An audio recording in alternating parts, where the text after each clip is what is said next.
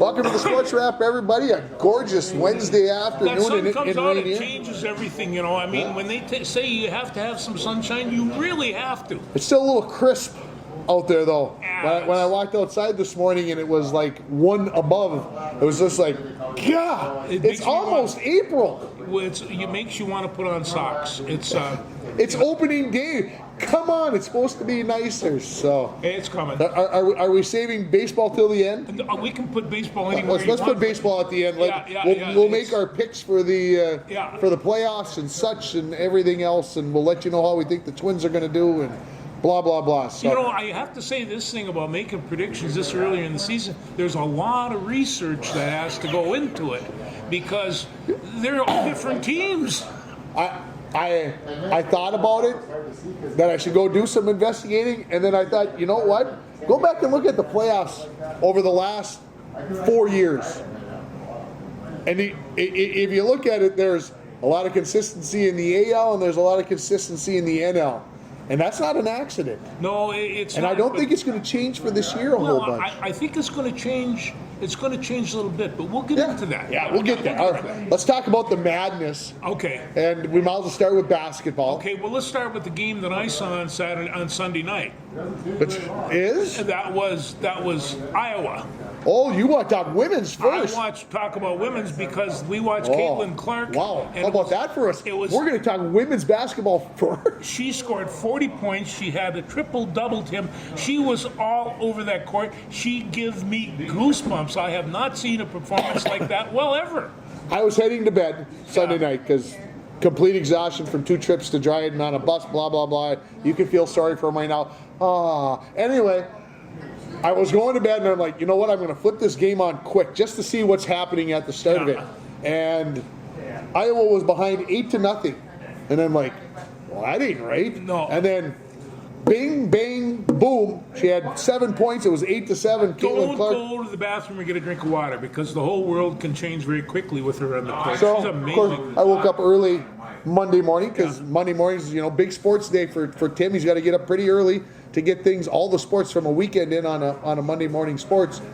And when I picked up my phone and it said, "Can you believe this?" And I'm like, "Oh, what is it? What are they talking about?" And I opened it up and I'm like, that's impressive. 41, 12 and 10. 41, 12, and 10. And she was, it's rare that you see somebody in total command of what goes on with 10 people, including herself.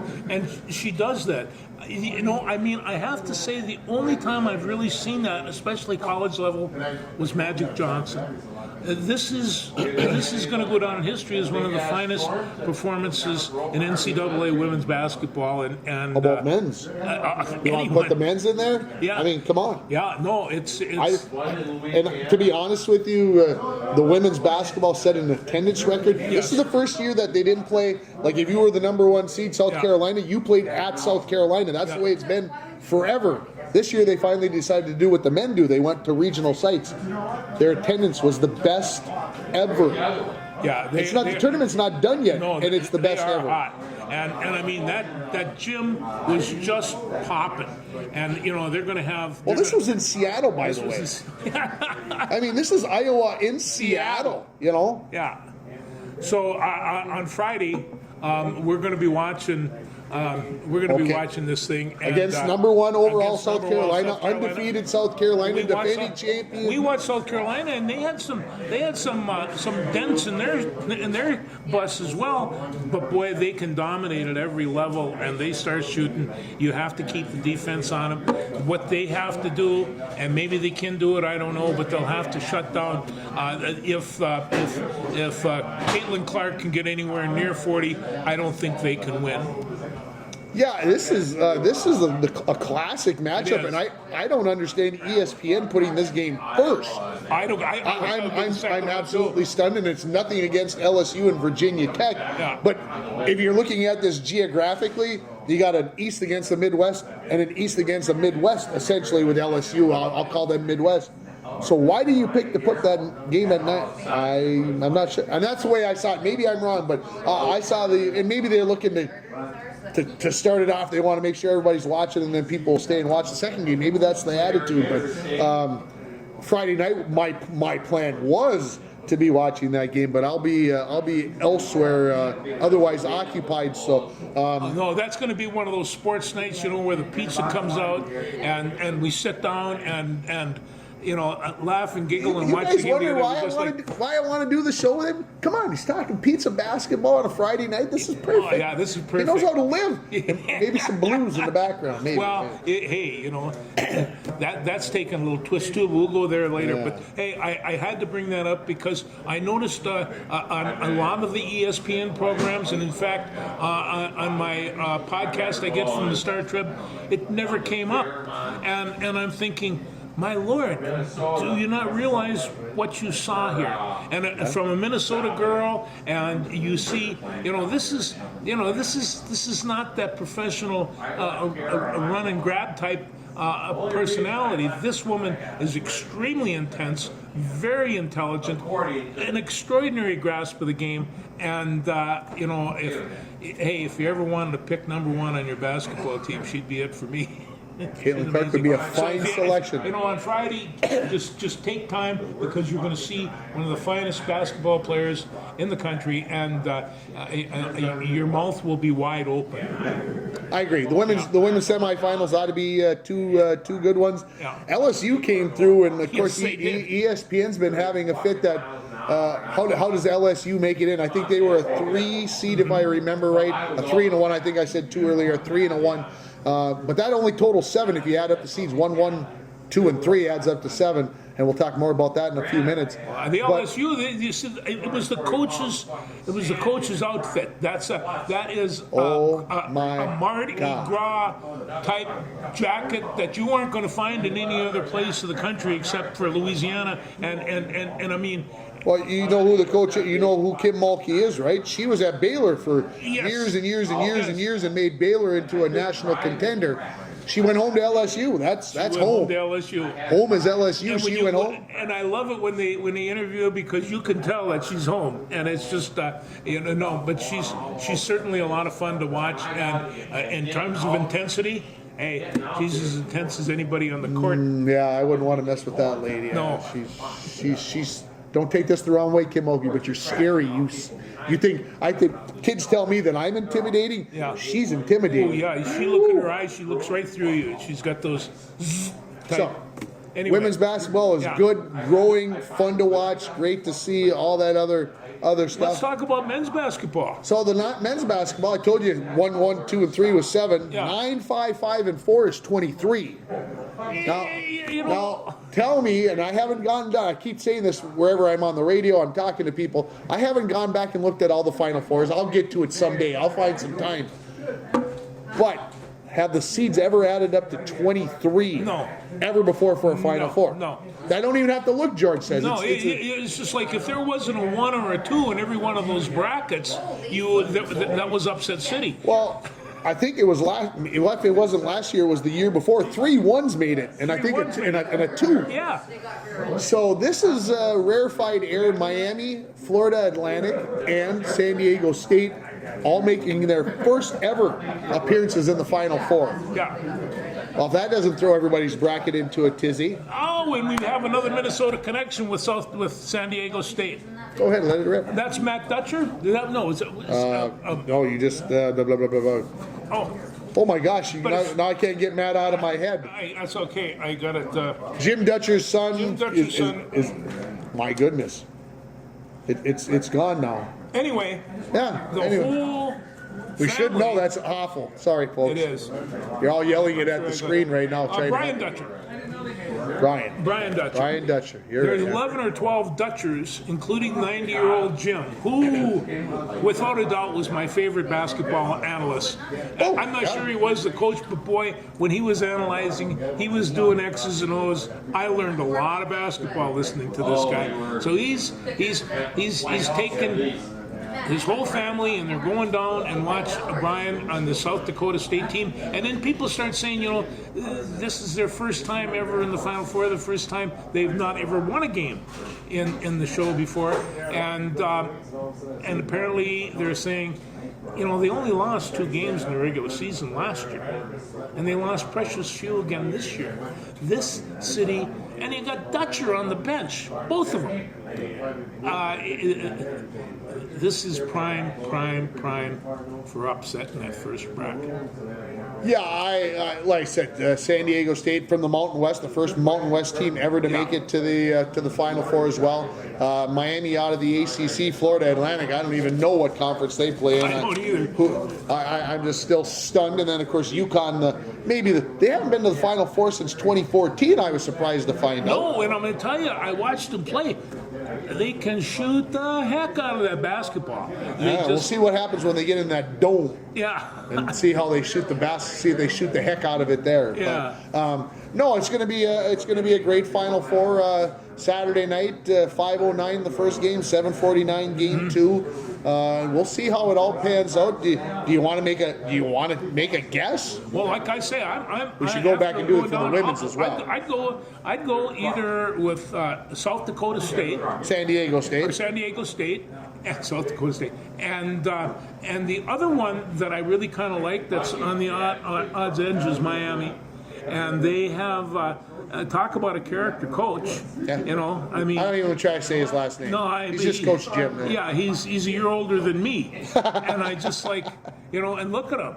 Oh, you see, you can still go even when you're old. But he's got a very good basketball team there. When they were down to Texas 13 in the second half, we were playing a card game on Sunday afternoon, and I had it on kind of in the background, and I turned it on, and I'm like, well, I can't. There's no way they're going to come back. Well, okay, they can. They can. They can. So Miami plays. I got to get this right in my head. Miami plays UConn, right? Miami plays UConn. And San Diego State plays Florida Atlantic, right? Florida Atlantic. So you're going with Florida Atlantic and No, I'm going with San Diego. oh, San Diego. Yep. Although, what a draw. 2 teams that nobody ever heard of. Who can even tell me where Florida Atlantic is?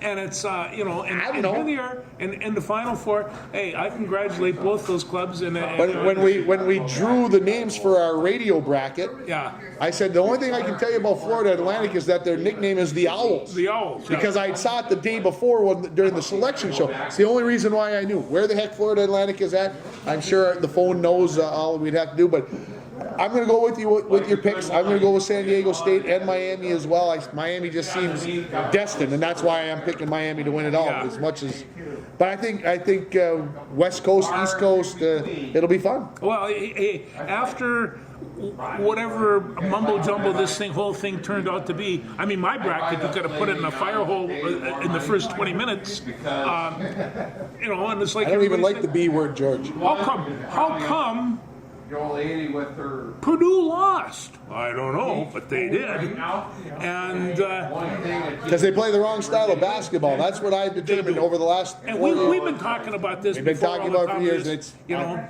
you until the play- Big Ten changes, and we were just talking about before we started the show that Big Ten football had the same problem. They had to adapt. That's why they couldn't win at that level. They had to change, and they finally haven't. Until Big Ten basketball changes, this will continue. Yeah. No, I agree. So who are you picking to win it? Oh, Well, I'm gonna go with San Diego again, just because. But it's a flip of a coin. I don't pick well apparently this year. how about on the women's side? Are you taking South Carolina or Iowa? You know, I really would like to see Iowa win. South Carolina is just it's such a Maryland stuck within 11, and I have to say I was surprised. Yeah, I'm I was too. nothing against Maryland. Maryland's got a fine They had a team. great team, and they had an opportunity to win that game a couple times. Yeah. But it's like that over-encompassing force. You know, when you're Alea Boston, playing against that 6'5", 260-pound tackle, and he's not in a good mood. That's what. South Carolina. Yeah. Yeah, Boston's a force in the middle of the floor for South Carolina. All right, we agree. South Carolina. As much as we don't want them to win, we'd like to see Iowa win. Yeah. The other side of the bracket, Virginia Tech, the surprise #1 seed, taking on LSU. Who are you going with? I'm going to go. I tell you, if a coach can wear a coat like that, she's got to get my bid. Besides, Mulkey's a great coach. Malkin's a great coach, and she's I can't tell you a player on the LSU team. I can't tell you a player on the Virginia But you Tech know team. the But I'm coach. taking LSU because I know who the coach is. Yeah. And then LSU takes on South Carolina. LSU is going to go back to Gumbo because South Carolina is just a very good team. If any team can upset South Carolina, I think it's Iowa. Iowa and LSU would be the two that Yeah. you would say have a legit good chance. Yeah, I tell you what, LSU will go at them with everything. they got. If they get that chance. they get I'm not that against Virginia Tech. It's just No, they're just Virginia not that Tech's- household name, but they are a number one seed. Yeah, So they're a number one seed. all right, so that's that NIT. Did you watch any NIT last I night? did not catch any MIT. I was still watching hockey games, but Yeah, the NIT, the semis were last night. Wisconsin lost to the Mean Green from North Texas. That's the best. It's the best. One of the best nicknames That in the is book. good. That The is Mean good. Green. That's what our football team, the Rockets. We were green and white. They had the Mean Green Mamas. I remember. Mom, did you hear that? Mean Green Mamas. Do you remember? Yeah, thanks. Green Mamas. Yeah, they'd come out all wearing their son's jersey, and they'd come out in a train. Woo, woo, the Mean Green Mamas are coming. Anyway, I won't go through it because I don't remember all the words. But they come out at Mamas the are- Pep Fest. Mamas are Oh, something. the Mean Green Mamas came out, and the place went. The Pep Fest went crazy when the Mean Green Mamas. And if the Mean Green Mamas didn't show up, bad. That was woo. The Mamas were frowned upon. You don't frown upon moms. Doggone it. Like playing Diana at a hockey game. Yeah, exactly. Yeah. All right, so basketball, we're done there. Let's talk hockey. Well, we should talk about the Wolves. We should talk about the We should Wolves. talk about the Wolves before we leave They are basketball. playing very, very well, and everybody is just kind of stunned. And you have Everybody's happy. Everybody's happy. Gobert got 16 points and what do you? 18 rebounds. And the Cat is picking up. He can shoot free throws apparently, Yeah. and so he's hitting free throws. And Anthony Towns is. Anthony Edwards. is back in business. Yeah, So, so gonna can they see- all coexist? Well, let's see. They play tonight. Against and I Phoenix. Think that, and at Phoenix, I think what's happening here is like the Mavericks have completely fallen apart. And that was my favorite team. How could they just completely fall I know apart? what's new. I don't What did they bring in? They nothing. brought in Kyrie Irving. Yeah. You wonder why the team's imploding? Why things are going to foul? Why Luka Doncic and Kyrie Irving on the floor at the same time? They're 4-8. Yeah. 4-8. This was supposed to be put them into the. Luka Doncic right now is going crazy. He is going absolutely berserk. He's not used to this. Yeah. And you have arguably the finest basketball player in the world. And at least offensively, it's really quite amazing. ESPN had the audacity, and I say that with whatever, all the venom you can. They had the audacity to say now that LeBron James is back, are the LA Lakers the favorite in the Western Conference? No. I'm like, are they just purposely stirring the pot, or are they really like the Lakers? No, but you What? know, and they talked about the Wolves they won through the season all their tiebreakers. Yeah. And so They got the fourth best record in the West against Western Conference teams. exactly. And so they've got all these and now, I mean, a couple of weeks ago we'd have sold a whole bunch for a can of tuna fish, but now they're talking about they can make it through at least the first round of the playoffs. Yeah, I want to see. I want to see Anthony Edwards, Karl Anthony Towns, and Rudy Gobert all on the floor at the same time, and I want to see the mixture. Yeah. Then I'm going to tell you, because before the Cat injury, Yeah. it was a mess of. It was like Dallas-like. But people were saying that Conley has really kind of brought some stability to that thing. And in fact, he plays really super good defense, which is he doesn't like it when the team doesn't play good defense. He gets on their butt. He's 35 years old and he's still out there cranking. He got 16 points the other night, 4 or 5 rebounds. That is, and that makes Rudy Gobert happier. it does, and Rudy, although I think he's doing just fine. If they can get 16 points and 10 rebounds or 15 rebounds from him every game, We've talked about that for a long time, that's what we should expect. Yeah. We got plenty of scorers on the team. It's not Rudy's job they to score. do, and they can score quick. And they can score quick. And like I said, I think the big thing is maybe Conley is the one that can bring Cat and Carl Anthony, or Cat and Ant together to coexist. Well, it would be nice if they could win one playoff series together and then look at each other and say, this is what we can accomplish, because that couldn't be accomplished with any one of them alone. True. They need each other, and that's the interdependence there. But hey, I'm glad that the big cat is back. He broke in and kind of really didn't give him much time to gather rust. I understand he's playing better, and it's kind of like somebody said. I heard this, and they were talking about Karl Anthony Towns and his attitude, and he says, I heard one owner say one time, I'd like to pay him for what he's worth, and I'd like to sell him for what he thinks he's worth. And I think that this kind of sums up where they're at with the guy. But boy, when he is good, he is very, very good. Yeah, there's no doubt about this. Like I said, it's the attitude that is my non-selling point. We'll see what happens. The Suns 40 and 35 going into tonight's game. The Wolves are 39 and 37, but they're getting Kevin Durant back out of the Suns. Yeah, they are. And he's been on and off with the injury, and obviously Kevin Durant, even at partial speed, is a pretty good choice. He is. Anyway, there's your Timberwolves update. Again, just a couple weeks left in the regular season. I said the Wolves are 39 and 37. That's 76 games. They've got 6 games left. Yeah. So playoffs starting here shortly. And speaking of playoffs, let's move over to the hockey side. Let's stay with the professionals. Let's talk about the Wild and their craziness that they've got going on. Last 20 games, they are 15-1-4.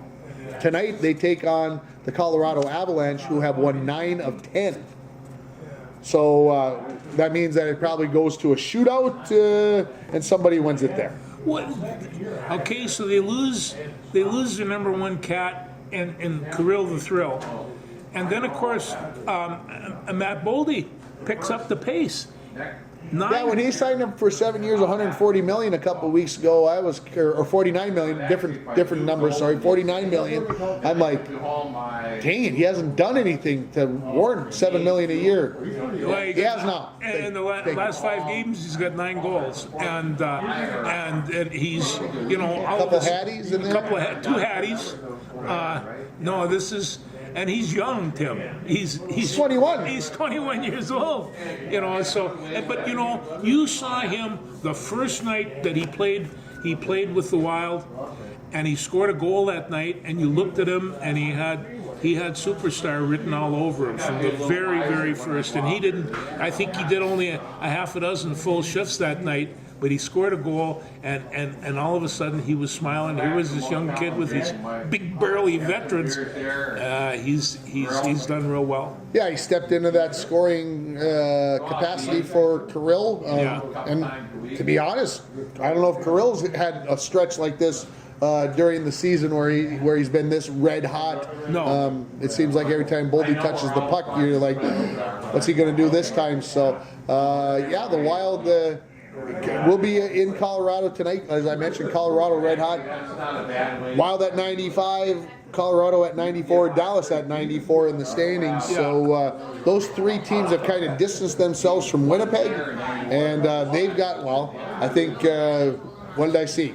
The Wild are 44-20-9 or something. So I think that works out to 73 games. So they got like 9 games left, 8 games left. And the difference between last year and this year, there would be times that they would be doing real well and they'd get 4 games out of 5 and then run into Colorado and get stopped. I don't think that's going to happen anymore. I don't think Colorado has the same stomping qualities that it had last year, and certainly not the year before. Yeah, I think some of the pundits are saying, well, okay, Colorado's won 9 out of 10. They're making their move. They were, we're Stanley Cup champs. We'll turn it on when. And are they turning it on, or is this just one of those streaks? Could be the same thing said about the Wild. Are they? We know Colorado is a Stanley Cup team because they've shown that they can go win the cup. Are the Wild in that capacity? We'll soon find out, and of course we can argue about the whole goaltender thing again at some point. No, I tell you, it's like the pundits that I hear saying Gustafsson was a gift. He's really, really played well, and when the playoff starts, the flower is going to be back in the net. And I'm not sure that that's the case, but it probably is. Now, the other thing that I want to bring up, and they talk about this like home ice. There's no such thing anymore. My good friend Patrick Russo says for 5 minutes everybody screams and shouts. All the people on the ice get that urge, this crowd response. And if they're down, if the crowd's getting on one team, they love that. And they says, so home ice advantage lasts for 5 minutes, maybe. And then after that, these guys have been around so much and played so many different places. I can't argue with him, except I say this: you still get last change when you're at home. Yeah. That is the home ice advantage. Yes, the crowd is nice and you slept in your bed and whatever else, and I maybe make more out of it than it is. But when they put out the McKinnon line tonight in Colorado, the Wild aren't necessarily going to be able to answer with the line that they like. When they're playing at the X, they'll have a chance to answer back with that. So right now, if the playoffs started today, the Wild would be playing the Seattle Kraken. That would be the first round opponent. Geez, I had a Kraken t-shirt, but I did not put it on. Well, we've got more important things to be worried about that. Yeah, we do. We don't know that that's the way it's going to end up because the Wild could be first to third, and obviously things could change. So, but they're hot right now. They're playing right now. These young people are really kind of enjoying themselves. Defense, goaltending is good. Hey, there's no reason to think that they shouldn't do all right. All right, let's move on to the college hockey front. Of course, I'll make the connection with the Minnesota Gophers winning last week. That kept Brock Faber in a Gopher uniform and not in a Wild uniform. That maybe is the only, other than I don't like Gopher hockey, and you people know that, and you know why, I hope, or you figured it out. But the Gopher hockey team right now, red hot, absolutely blazing. Fell behind Canisius 2-1. I'm in Dryden watching the score on my phone while I'm broadcasting a hockey game. And I'm like, oh my God, the Gophers are going to choke this thing, and I'm going to chortle. Next time I picked up my phone, it was 3-2. I'm like, okay, nice. We got on the bus, and I forgot to check my phone, and of course, I'm in Canada, so my reception's a little less than stellar. And one of the coaches goes, hey, I see the Gophers won 9-2, and I'm like, no, they couldn't have. And he's like, I said it was 3-2 after 3. He goes, it's 9-2, and I'm like, holy crapper. And then they came out and they beat St. Cloud State 4-1. It was 2-1 after 2 periods. I'm going to tell you, and St. Cloud really played well. You were taking a look at that. This was a close hockey game throughout. And then all of a sudden the Gopher Superline just kind of took control, and they just took control. Like we talked about they did with basketball. They took the puck away and took it to the net, continually. Speed kills. Speed kills, and so does great big power and size. It is a fun line, and when they talk about this, maybe this being the best Gopher team, we'll see what happens. But it's a very, very good team. First time they've had 3 30-goal scorers since 2002, which also matches the last time they were national champions. Well, and they asked one pundit, how many of these guys are going to play professional hockey? He says, they'll all play professional. At what level, you don't know yet. But every one of these are professional hockey players. They are right now. And it's, it's just kind of the nature of the beast. Well, it'll be a classic matchup on Thursday the 9th. Not this coming Thursday, the following Thursday in Tampa Bay when they play Boston University. The Terriers. Both teams making their 23rd appearance in the Frozen Four. Yeah, BU is... storied programs? Yeah, both of them. Yeah. And I will be pulling for the Gophers, and I suspect you will too. I know. Okay. Yeah. Anyway, no, I'll be pulling for the Gophers because there's no way I'm pulling for Boston University.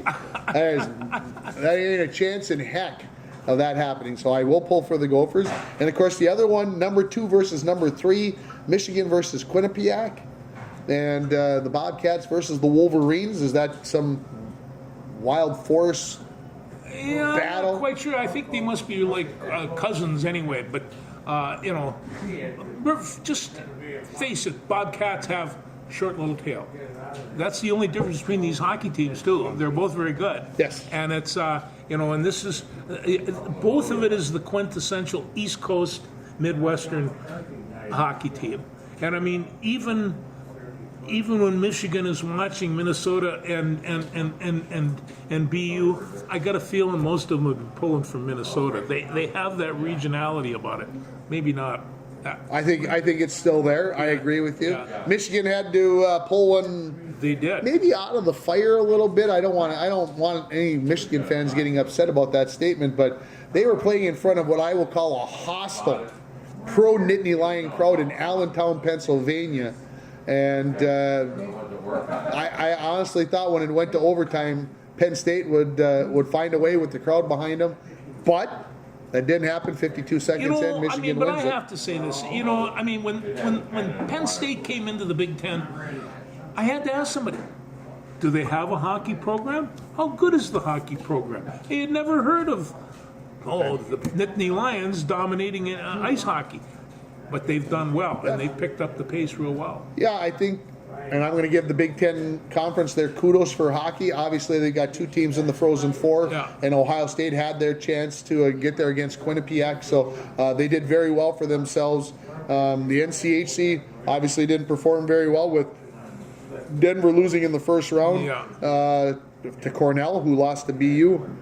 St. Cloud State losing to the Gophers, and who did I miss? Western Michigan. Western Michigan. What the boop, boop, boop happened to Western Michigan at the end of the season? It was They just were nasty all year, boy. complete and utter downfall. So the NCHC kind of fell on its face this year. And what I don't like, and I'm going to go after it again. The NCAA, in their infinite wisdom, I don't know if we talked about this last week, but Minnesota's a 1. They should play an 8 and a 9, right? I think we talked about that. They put the 6 and 11 in there. Otherwise, there's no reason to bracket them or seed them. So when you look at the locations of the regionals, okay, you got 1 in Fargo, okay, nice. You got 1 in Allentown, Pennsylvania, okay. You got 1 in Connecticut, Bridgeport, Connecticut, and the other one's in New Hampshire. Now, as I look at it, here, you look at it, here's West, here's Fargo, and you got these 3 that are over here.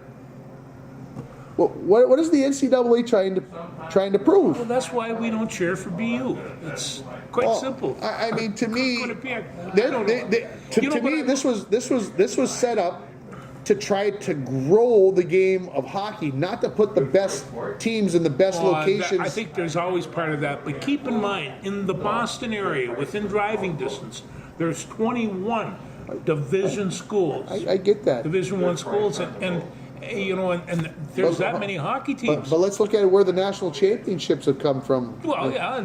They all come from out west, and then we get one regional where all the tickets were already bought by the team in green, and you couldn't probably get a ticket unless you were going to lop off an arm and sell it. I'm disappointed, although I'm going to give some credit where credit is due. Allentown with Penn State there was a crowd that was awesome. It was fun. It was whatever. The thing I couldn't believe was BU was playing in Bridgeport or New Hampshire. I don't remember which one, and it was like a ghost town. And I'm like, well, wait a minute.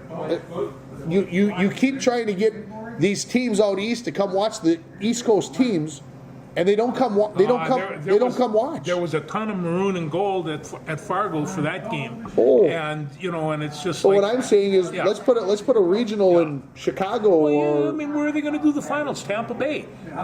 they're trying to grow the game. I get it. And I understand that, and it's just, anyway. How many angers me. people from the state of Minnesota are playing in this tournament, even from the East Coast? We have been supplying this country with hockey players for a long time, as had Michigan, as has Massachusetts. Yeah, I get it. but I don't want to get it because it seems to me they do this every year. It's 1 and 3, and you're Yeah, there's a basically lot of telling the politics West, involved. you're basically telling the West, look, we don't respect what you're doing, and how do you grow the game in California unless you bring a regional that's close to California and Arizona and all the rest of these? So, all right, that's my soapbox. I appreciate you guys listening. I know sometimes that's why you people watch the listen. So we to have me a little lose my some of mind. this, yes. So you're picking Minnesota, you're I am. picking Michigan or Quinnipiac on the other side I'll go with Michigan. I think Minnesota. So it's a rematch Michigan- of the Big Ten? A rematch of the Big Ten And championship. it's on top of that, they've been banging each other all season long, and it's just it could be a really good final. I don't think it will be. It's going to Gonna be a really good gonna final. be. Yeah. And I don't think Quinnipiac. I mean, I'm sure I watched them play part of a game, but Michigan, Maize and Blue, boy, they are an amazing group of people. my wife was not enamored with the Penn State uniforms, by the way. I just saying. She didn't like those white helmets with the blue stripe. She didn't appreciate that. I'm just. Well, that's just kind of the way it's always been. That it is. Yeah. Okay. So that's hockey. That's college hockey. It is. Anything else that we need hockey-wise? No, there's going to be plenty of hockey here in the next couple of weeks, but it's all going to be very, very good. It is. It It's gets going good to be this fun. time of year, yeah. So that's a little basketball. That's a little hockey. Football. The NFL meetings going on this are, week. yeah. Teams getting together and talking trades. I'm sure in front of the and I mean- draft that's coming up in a month. I wonder what Ezekiel is going to be. Where's he's going to be playing? I thought I saw that he made a visit to somebody and that was close. I didn't. I don't remember who it is, Ezekiel Elliott, but you're starting to see some things. The Aaron Rodgers fiasco is not completed yet, and I think the New York Jets are being patient. They're like, we got time. Heck, if we don't get this thing worked out till August. Well, this is the direction of football as I see it. There was an article today that said, who are the top 5 receivers in the draft? I didn't say who were the top 5 quarterbacks, who were the top 5 running backs, who were the top 5 receivers. And, as long as this style of game is going to be a dominant, and in fact, any kind of professional football team, you have to have a key receiver. Every team has More to than have one. more than one. More than one. And it's just so that's where the game has gone, and it's going to take old people like me to try to understand these patterns and depths, but it's coming. Yeah, Vikings kind of settled. The NFL did discuss about flexing Thursday night games. Sounds like it's going to happen probably at the May meetings. I agree. I think it's John Marr, the president, owner of the New York Giants, basically said, look, you've got people that are planning months in advance to come to our football games on a Sunday at 1 o'clock, because that's what the schedule says. And then 15 days prior to it, you're going to say, it's not on Sunday anymore, it's on Thursday. No, and the Mara family has been in control of Giant football forever. I mean, maybe since day one, and they take their football and their Giants very, very serious. Well, I think Mara is making a great point. I think he is too. You've got to remember that, yes, games are on TV, but people come to the games, and it's 60,000 plus for most stadiums, some 70,000. They come to watch that game, and they're the fans. Yeah. And if you take them off by moving games multiple times or whatever, then you are going to find that your fan base is not going to be happy. No, and you take away the fans that go to 1 or maybe 2 football games a year, but they go there. This 1 or 2 football games is a big deal. And Well, you're investing maybe $1,000. you're putting a lot of money into this, so you go to this game, and then all of a sudden they pull something like this. You figure why shouldn't I sit around and watch this on a great big screen TV and put my feet up, and I know it becomes a lot easier. Yeah, and I They mean, lose money. I mean, would I like to go to a Vikings game? Yeah, I have a hard time justifying the cost in the end of the day. I mean, I'm not desperate for money, but it seems ridiculous to go spend for 2 people to go maybe $800-900 by the time you get done. You're kind of like, That's more than a Willie Nelson concert. that's crazy. I mean, by the time you put hotel and everything else in, Exactly. and, you buy one beer at $16. You're kind of like, well, what am I doing here? And they count on this kind of money being spent. This is the economic benefit of having the stadium and having this stuff in Minneapolis. I mean, I remember a time when there wasn't any professional football in Minneapolis, and you are stunned by how they were able to do that. Yeah. Do you know where the number 0 in the NFL? So we'll see the number, not double zero, Double zero? single zero. Single zero. Just single zero. You can't be an offense or defensive lineman and wear 0. Zero. That's the new rule. And there'll be other things that they didn't talk about. There was possible reviewing quarterback, roughing the passer was going to be reviewed. They chucked that out, and so there are things that will be changing there. So anyway, football draft is about a month the away. Draft is coming up, and there's so much. When all the dust settles, when all the fur starts flying, then we see what might resemble a roster. Then we can see where they're going to be. I hope that the Vikings can improve defensively, and I hope that they Can't get much worse, George. No, they have to. No, if they can't. So, I guess they could give up more yards per game. They could give up more points. It doesn't seem possible, but it's possible. it's possible. All right, let's talk baseball. Let's do that. Opening day on Thursday, as we Yes. record this on as I mentioned, a beautiful Wednesday afternoon. Yeah. Tomorrow is the day the game's open. Twins are in Kansas City to take on the Royals on Thursday, Saturday, and Sunday.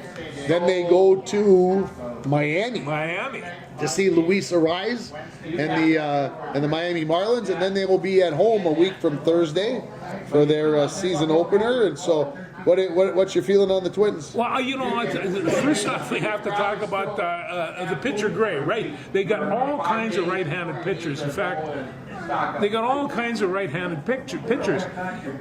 Gray went over 6 innings the other day. Yeah. That was stunning.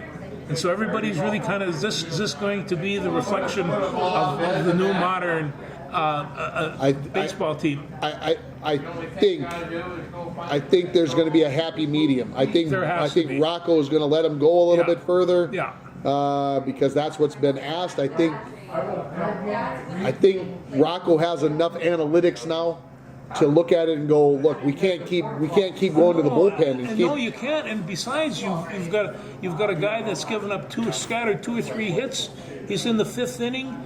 He's working up a sweat. He's working hard, and they give him the hook. Well, and what happens is you walk a guy, all of a sudden, boom, somebody's up in the bullpen, or you give up a base hit, and it's boom, somebody's up in the bullpen. Yeah. Well, geez Louise, you got to understand that just because it's the 5th inning doesn't mean that the guy's getting tired. No. Hits happen, walks happen. You're trying to nibble and bite and hit the corners and whatever else. It No, happens. and you walk a guy and you put him on first, and all of a sudden he's still second. Everybody gets excited. The next thing that happens is they ground out, force out, and get a double play. They panic. Yeah. And I hope Rocco's growing up a little bit. I think he is, but I think good defense. This is going to be as good a defensive team as we had for a while, even without Buxton in the outfield, because I think he'll be spending a good percentage of his time as designated hitter, and I really don't have a problem with that, because I think he's going to get a lot of hits. Question is, are they going to play Joey Gallo at first base, or is it going to be Miranda's? And I think that's who's going to be there is Miranda. I kind of think that they brought Joey Gallo in for that purpose. Well, I think they brought Joey Gallo in to be designated hitter and see what he can do with the shift being off now and everything else. Gallo's going to get a certain number of cuts early in the year. I am still surprised. I am still shocked that Max Kepler, who has hit well, is still a member of the Twins. And I'm not saying it couldn't change in the next couple of days. No, and then of course I heard about Max that, he went and kind of rehabbed himself, lost a little weight, got really, really healthy, hit the weight room, got super strong, and I mean, he was always capable of hitting the long ball, and he's a fair to middling right fielder. So, I hope he has a little bit of a comeback. Of course, People can do that. you mentioned no Byron Buxton. Jorge Polanco also. Jorge Polanco's an issue. That is an issue, but that answers the question why the Twins were signing infielders. Yeah, well, I asked a couple of weeks ago, why are we signing all Signing these? 40-year-old infielders. Now we know why. Now we know why. The question that I have, do you think there'll be more strikeouts because of the clock? I laughed and Joe chuckled and this guy's got a. No, I honestly think we're going to see more balls in play because the timing is going to be everything. I don't think so. Okay. I think the clock is going to be great for the game. I saw a notification today that said they cut 22 minutes off of an average off of the spring training games. 22 minutes. That's a lot of time. That's a lot of time. That'll allow them to put 30 seconds more commercials in between innings. And if it is result in more strikeouts, so what? I don't like strikeouts. Well, and I think the big thing is with the shift being gone, you're going to see more hits. They've shown that the run production is up.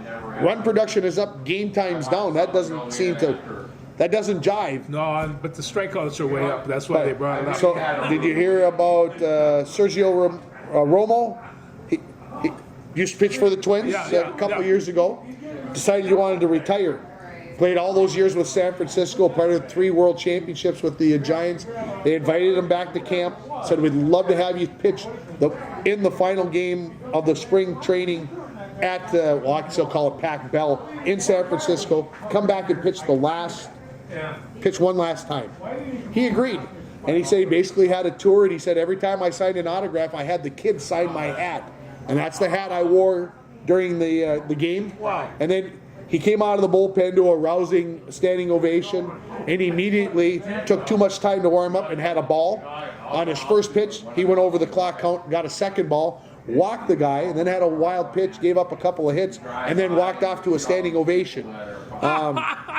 So you could tell that the umpires are serious, and the league is serious about this pitch clock thing. I think I haven't watched a lot of baseball in the spring. Thursday, I hope to be able to sit down tomorrow and watch a lot of the game tomorrow and get a good feel for that pitch clock. And Pablo Lopez gets the start for the Twins, who they acquired from the Marlins basically for Luis Arraez. And I was surprised that it wasn't Sonny Gray that was getting the pick or getting the number 1 slot. I was too. They sent Bailey Ober down, which surprised me a little bit. But Kenta Maeda sounds like he's going to be the number 5 starter. You got Sonny Gray, you got Tyler Mahle. And who did I miss? Medea. Nope. Kenta, I said, and of course Lopez. Who did I miss? I missed one starting pitcher. Son of a gun. Anyway, I'm looking forward to it. Well, let's just see. Seems like we've got a good start in 5, and I think that bodes well. No, I think He's digging. I think I have for the things. roster. So, and of course, we'll see where the hitting is at. Carlos Correa obviously makes the infield pretty good. Of course, remember the rules on the infielders now. Not only can they not be shifted, but their feet have to be on the dirt when the pitcher starts his motion. Yeah. So Correa like to play deep. Polanco, the second baseman, they like to play deep in that grass. No doing that anymore. So lots more hits on the ground balls in the infield, which will make the game more exciting in theory. Yes, we will. All right, he's still digging. I am still digging. Here we have. Here's the pitchers. There are the pitchers. Well, it's not Jax. Lopez, yes. Maeda, Mahle. Albers or. Oh, Joe Ryan, for heaven's Joe sake. Ryan. Come on. Days. What's the matter? The with best pitcher of the lot. Yeah. Come on, Tim. That's Yeah. horrible. Yeah. Horrible. Well, they got a good pitching staff. This is as good a pitching staff as they have, and you can. Now let's hope be that they excited can about stay that healthy. and get some hits. They got to have some hits. All right, let's talk our picks because Okay. We're running out of time. we're running out of daylight here, so to speak. We So, are. all right, so let's start in the AL. And you've got the West up in front of you there, I can I see. do, yeah. But maybe you've got something else. But go ahead and start with your Okay, picks. you want AL Central? Yeah, well, let's start with the Central. Okay, well, like I talked to, and some of these were with the benefit of the bartender here, Jen. So she picked this, and so she picked Minnesota Twins, and she thought that they'd squeak through. I, on the other hand, picked the Guardians. And I'm going to go with you. Very close. very close. Very close. About 91 wins for the Central Division champ, and about 90 for the second place team out of those two. Yeah. It's going to be close. It's going to be fun. And on top of that, you can't completely wash out Chicago White Sox either. No, I don't And think it's so. And I was with the Guardians, this Tristan McKenzie, this kid who looks, when you look at him sideways, he's about this thick, but can throw about 100 miles an hour. He's out for the first 2 months of the season. Oh. That will have an effect on the Guardians, I believe. It So- will, and so, then but that's kind of the way we see that one. so those two teams are in the playoffs. So Okay, yeah, the East. yeah, let's go. We have, I tell you what really kind of amazing, and this is what I am not presenting two teams, the New York Yankees or the Los Angeles Dodgers, which in my mind is makes a big change over the years past, because Right. how often do you eliminate those? I picked Toronto, and if there was a second team, it would probably be, remarkably enough, Baltimore. Ooh, And that's so- going out on a limb. That is going up on a limb, but I just don't think that New York is going to perform well this year, and Boston just doesn't have it, although they're going to be better. I'm going to disagree. I'll take Toronto and New York. I'm going to take those as my top two teams. All right, let's go west. West. Ugh. What are you going to do?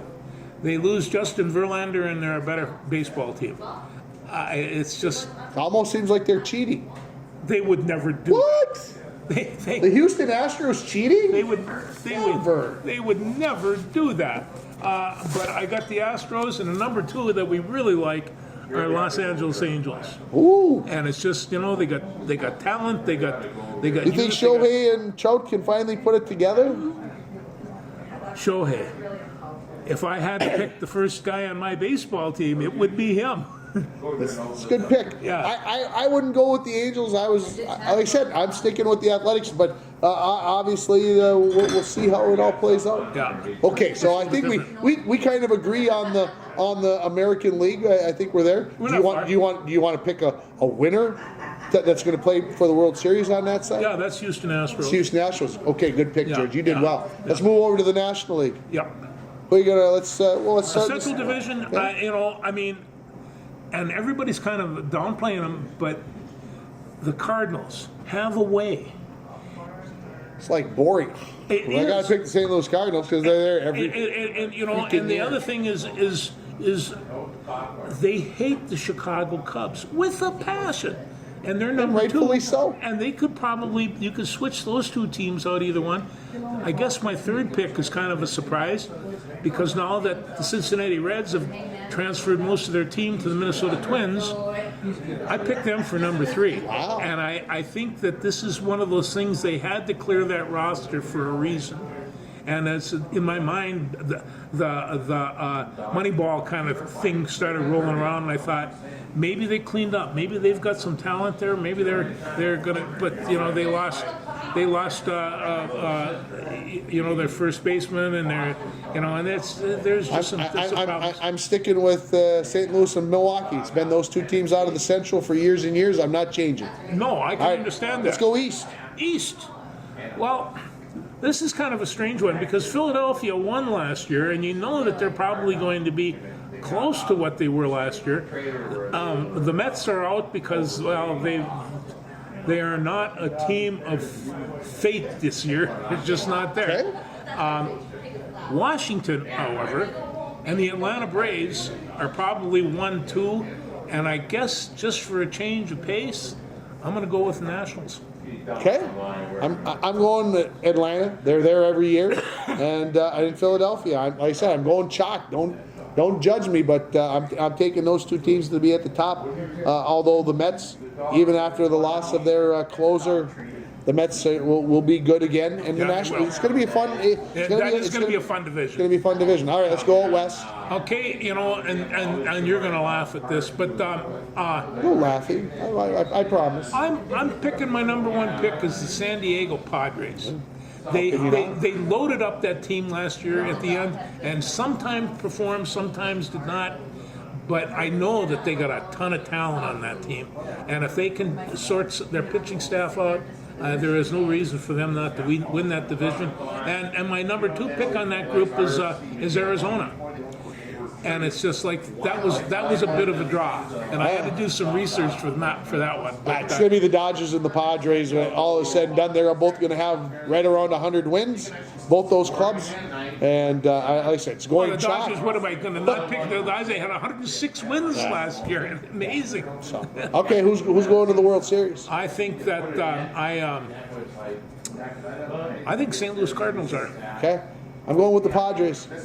Yeah, that's a very good team. So they made the investment. They did. They threw all their chips in. We're all in. We're all in. We're going for it. And if it falls apart, at least we went down trying. And I have to say this about San Diego: it is singly one of the most beautiful cities I've ever been in, and that's around the world. That's just a great place. They deserve to have a good baseball down there. They haven't been winners for a long time. Okay, who wins the World Series? I think Houston's going to repeat. It pains me, but I'm going to agree with you. Yeah, it's just a very good baseball team. It's just, and I went through every report and all the research I I could can't believe I do. just said that out loud again. Get out of the barn. Get out of the barn. We've been thrown out of the bar. The Rainier Muni, where everybody's your friend, nobody's a stranger. Nobody's we just a got thrown stranger. out for saying the Houston Astros. I haven't been thrown out of here since I was You're 17. wearing a Twins shirt and you say Houston?